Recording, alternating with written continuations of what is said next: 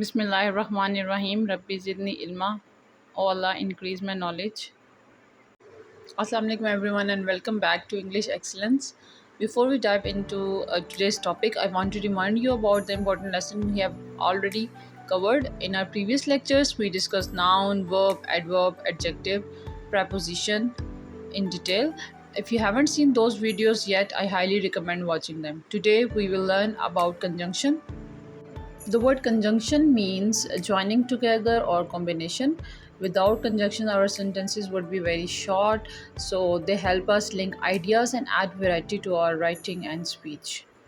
The main definition of conjunction is conjunction are words that link other words, phrases, or clauses together in a sentence. Let's see some example and see how they link other words.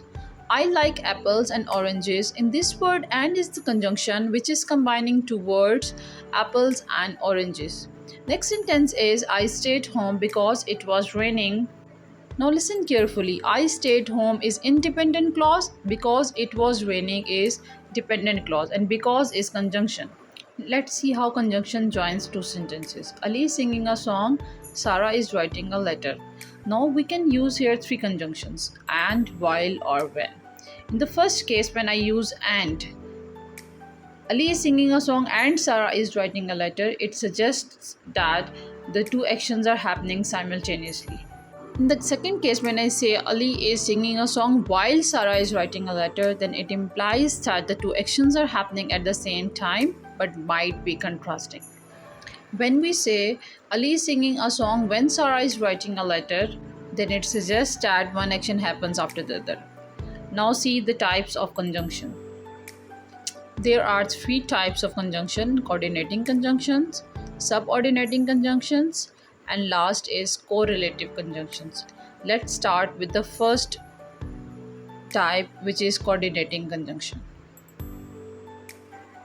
Coordinating conjunctions actually join words, phrases, or independent clauses of equal importance.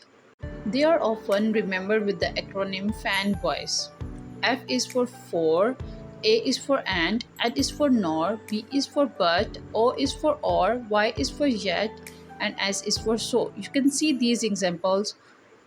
Now it's very easy for you to identify coordinating conjunctions. I studied hard for I wanted to pass the exam. She likes to sing and dance. Here, for and I both are coordinating conjunctions. Rest is for you. Next, we will learn about subordinating conjunctions. These actually join a dependent clause to an independent clause. Do you know what is dependent clause? Dependent clause cannot stand alone as a complete sentence. It always depends on independent clause. Let's see some examples. Number one, because it was raining, we stayed indoors. Now the first part, because it was raining. This part of the sentence is dependent on the other part and it cannot stand alone as a complete sentence. We stayed indoors is independent clause. So here because is subordinating conjunction.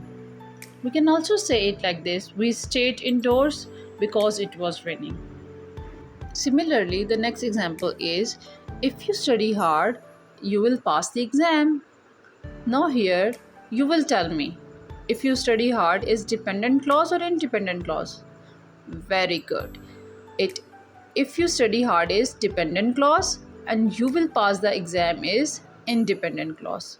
And here if is subordinating conjunction. Now let's move to the last example. When the phone rang, I answered it. When the phone rang is dependent clause because it depends on the other part of the sentence to complete its meaning. So here when is subordinating conjunction. I hope you have understood it. So now let's move to the third type of conjunction, which is correlative conjunction.